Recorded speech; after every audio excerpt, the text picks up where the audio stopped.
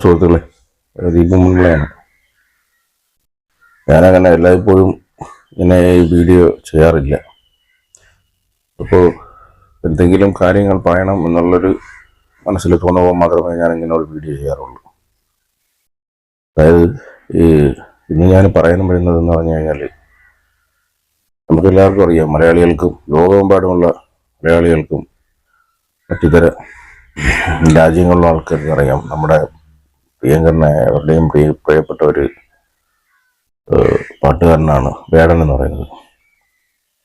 അപ്പോൾ വേടൻ ഈ അടുത്ത കാലത്തല്ല, അദ്ദേഹം ഈ മുഖ്യധാരയിലേക്ക് ഉയർന്നു വരാൻ തുടങ്ങിയ കാലം മുതൽ അയാളെ വേട്ടയാടുന്ന കുറെ വേട്ടപ്പട്ടികളുണ്ട്. വേട്ടപ്പട്ടികളെന്ന് തന്നെയാണ് പറയാനുള്ളത്. കാര്യം ഇത്തരത്തിലുള്ള ആളുകളെ അഭിസംബോധന ചെയ്യാൻ മറ്റൊരു വാക്കുകളില്ല. ഒരു ചെറുപ്പക്കാരനെ വേട്ടയാടുന്നതിന് ഒരു പരിധിയുണ്ട്.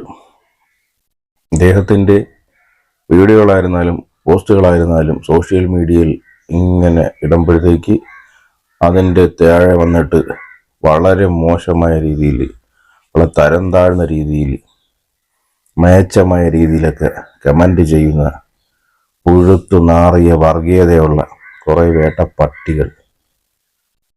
എന്തിനാണ് നിങ്ങൾ ആ ചെറുപ്പക്കാരനെ ഇങ്ങനെ ദ്രോഹിക്കുന്നത്? അദ്ദേഹം സമൂഹത്തിൽ നിന്ന് ഉയർന്നു വരുന്ന ഒരു ചെറുപ്പക്കാരനല്ലേ. അപ്പോൾ ആർക്കാണ് ഇവിടെ കുറവുകളില്ലാത്തത്? ആർക്കാണ് ഇവിടെ കുറ്റങ്ങളില്ലാത്തത്? പാപങ്ങൾ ചെയ്യാത്തവരാരാണ്? അപ്പോൾ സമൂഹത്തിൽ നമ്മൾ പരിശോധിക്കേണ്ടത്, ഇത്തരത്തിൽ ഉയർന്നു വരുന്ന ചെറുപ്പക്കാർ, ഇപ്പം നിങ്ങളെന്താണ് അദ്ദേഹത്തിൽ കാണുന്ന കുറവെന്താണ്? പോരായ്മ എന്താണ്? അദ്ദേഹത്തിന് നിറമാണോ, ജാതിയാണോ, ഭാഷയാണോ? എന്താണ് നിങ്ങൾ കാണുന്ന ഒരു പോരായ്മ? ഇപ്പോൾ ഒരു അടുത്തിടയ്ക്കൊരു സ്റ്റേറ്റ് അവാർഡ് അദ്ദേഹത്തിന് കിട്ടി. നല്ലൊരു ഗാനരചയിതാവിനുള്ള സ്റ്റേറ്റ് അവാർഡ് കിട്ടി. അത് അദ്ദേഹത്തിന് കൊടുക്കാൻ പാടില്ല. അദ്ദേഹം ലഹരി ഉപയോഗിക്കുന്നവനാണ്, കഞ്ചാവ് വലിക്കുന്നവനാണ്. കലാകാരന്മാരിൽ ആരാണ് കഞ്ചാവ് വലിക്കാത്തവരാരാണ്?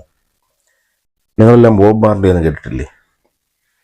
മൈക്കിൾ ജാക്സൺ കേട്ടില്ലേ? അങ്ങനെ നിരവധി ഈ പാട്ടുകാർ, കലാകാരന്മാർ, ഇവരെല്ലാം അവരുടേതായ രീതിയിൽ ലഹരികൾ ഉപയോഗിക്കുന്നുണ്ട്. ചിലർ മദ്യപാനം, ചിലവർ ഇതുപോലെ മയക്കുമരുന്നുകൾ, കഞ്ചാവ്, അങ്ങനെയുള്ള ഇത്. ആരാണ് വ്യക്തിപരമായിട്ട് പോയപ്പോൾ ഷൈം ഡാം ചാക്കോ ഒരു സിനിമ താരമാണ്. അദ്ദേഹം ലഹരി ഉപയോഗിക്കുന്നില്ലേ? നിങ്ങൾ അവരുടെ സിനിമ കാണുന്നില്ലേ? പ്രോത്സാഹിപ്പിക്കുന്നില്ലേ? അദ്ദേഹം ഫാൻസ് അസോസിയേഷൻസ് ഇല്ലേ? അപ്പോൾ ഇവിടെ വേടൻ അല്പം ലഹരി ഉപയോഗിച്ചില്ലേ? അദ്ദേഹത്തിൻ്റെ കയ്യിൽ നിന്ന് പിടിക്കപ്പെട്ടു എന്ന് പറഞ്ഞു അദ്ദേഹത്തിനെതിരെ ഒരു ലൈംഗിക പീഡന ആരോപണം കേസ് വന്നു എന്ന് പറഞ്ഞു അദ്ദേഹത്തിനെ ഇത്തരത്തിൽ മോശമായ രീതിയിൽ ചിത്രീകരിക്കുന്നത് ശരിയാണോ? സമൂഹം ഒന്ന് ആലോചിക്കണ്ടേ? അപ്പൊ ഈ ഇവിടുത്തെ ഇടതുപക്ഷത്തിന്റെ യുവജന പ്രസ്ഥാനത്തിലുള്ള ചെറുപ്പക്കാരെല്ലാം നെഞ്ചിലേറ്റി കൊണ്ട് കിടക്കുന്ന, അല്ലെങ്കിൽ തലയിൽ വെച്ച് കൊണ്ട് കിടക്കുന്ന ചെഗുവേര അല്ലേ? ചെഗുവേരയുടെ ഫോട്ടോയിൽ തന്നെ കാണുന്നത് അദ്ദേഹത്തിന്റെ കയ്യിൽ ഇങ്ങനെ പിടിച്ച് വലിക്കുന്ന സാധനം എന്താണ്? ചന്ദനം കത്തിച്ചാണോ? അല്ലല്ലോ. അത് കഞ്ചാവാണ്. അപ്പൊ ആ ചെഗുവേരയെ നിങ്ങൾ നെഞ്ചിലേറ്റി ധീരനാണ്, വിപ്ലവകാരിയാണെന്നൊക്കെ പറഞ്ഞുകൊണ്ട് നടക്കുന്നല്ലോ. അപ്പൊ അങ്ങനെയുള്ള ചെഗുവേരയെ നിങ്ങൾക്ക് അംഗീകരിക്കാമെങ്കിൽ നിങ്ങൾക്ക് എന്തുകൊണ്ടാണ് വേടനെ അംഗീകരിക്കാൻ പറ്റാത്തത്? അതും കൂടെ ഒന്ന് പറയണമല്ലോ. അപ്പോൾ ഈ വേടൻ എന്ന് പറയുന്ന ചെറുപ്പക്കാരനെ അദ്ദേഹത്തിന്റെ കുറവെന്താണെന്ന് എനിക്ക് മനസ്സിലാവുന്നില്ല. എനിക്ക് തോന്നുന്നത് ഈ വേട്ടപ്പട്ടികൾ ഉദ്ദേശിക്കുന്നത് അദ്ദേഹത്തിന്റെ ജാതിയായിരിക്കാം, അല്ലേ? ഒരു പിന്നോക്ക വിഭാഗത്തിൽ നിന്നും വളർന്നു വന്ന, അല്ലെങ്കിൽ ഒരു റെയിൽവേ പുറമ്പോക്ക് കോളനിയിൽ ജനിച്ചു, അവിടെ നിന്നും അദ്ദേഹത്തിന്റെ കഴിവ് കൊണ്ട് വളർന്നു വന്ന ഒരു പാട്ടുകാരനായതുകൊണ്ടായിരിക്കാം. റാപ്പ് സംഗീതം എന്ന് പറയുന്നത് ശുദ്ധ സംഗീതമല്ലെന്നാണ് ഇവർ അവകാശപ്പെടുന്നത്. ആയിരിക്കാം, ശുദ്ധ സംഗീതം അല്ലായിരിക്കാം. പക്ഷേ ഞാൻ ചോദിക്കട്ടെ, ഇവിടെ ഈ ശുദ്ധ സംഗീതം എന്ന് പറഞ്ഞ് നമ്മളൊക്കെ തലയിലേറ്റിക്കൊണ്ട് നടക്കുന്ന ഈ പറയുന്ന വയലായരൻ്റെയും ദേവരാജൻ മാസ്റ്ററുടെയൊക്കെ പാട്ടുകളെടുത്ത് നിങ്ങൾ പരിശോധിക്കാൽ അതിലൊക്കെ ഈ ദ്വയാർത്ഥത്തിലുള്ള ആ, ഓരോ വൃത്തികേടുകളില്ലേ, അല്ലെങ്കിൽ ആ വരികളിൽ തന്നെ നമ്മളൊരു ദ്വയാർത്ഥങ്ങളില്ലേ, നമ്മളത് പരിശോധിച്ച് എത്രയോ പാട്ടുകളുണ്ട് അല്ലേ. അപ്പോൾ അതെല്ലാം നിങ്ങൾ പറയുന്നു ശുദ്ധ സംഗീതമാണ്, ശരി, ഞങ്ങൾ സമ്മതിക്കുന്നു. പക്ഷേ ഈ റാപ്പ് സംഗീതം എന്ന് പറയുന്നത് ഇപ്പോൾ ശുദ്ധ സംഗീതമാകാൻ പറ്റത്തില്ല. അത് പാട്ടിലൂടെ പറയുകയാണ് ചെയ്യുന്നത്. ഒരാൾക്ക് എന്താണോ സമൂഹത്തിനോട് കാര്യം, അദ്ദേഹം പാട്ടിലൂടെ പറയുന്നു. അതാണ് റാപ്പ് സംഗീതം എന്ന് പറയുന്നത്.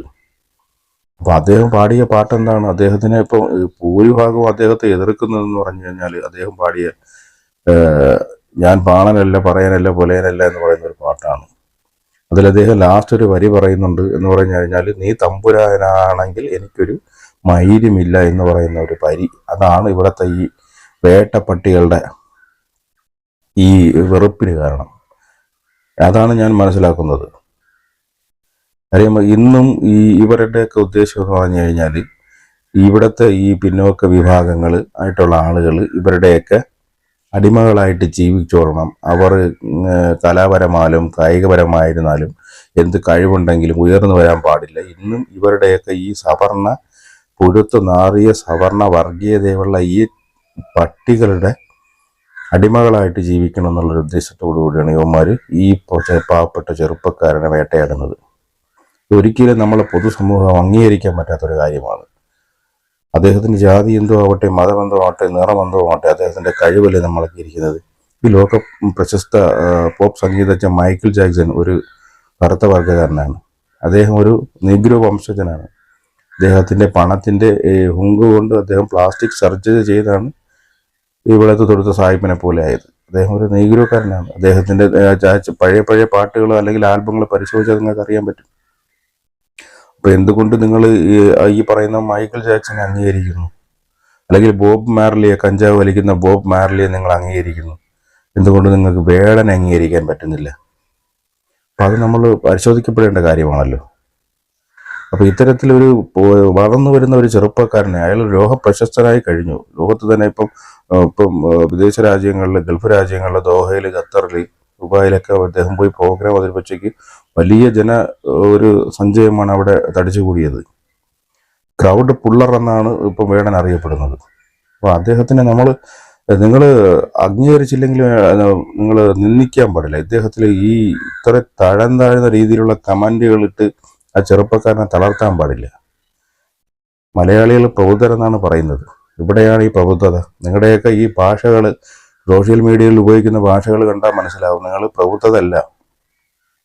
ഈ പറയുന്ന വിദ്യാഭ്യാസവും ഒരു വിവരവും ഇല്ലാത്ത പേരും ഒരു മേച്ചന്മാരാണ് മലയാളികൾ എന്നുള്ള രീതിയിലാണ് നിങ്ങളുടെ കമാൻഡുകൾ നമുക്ക് കാണാൻ സാധിക്കുന്നത്.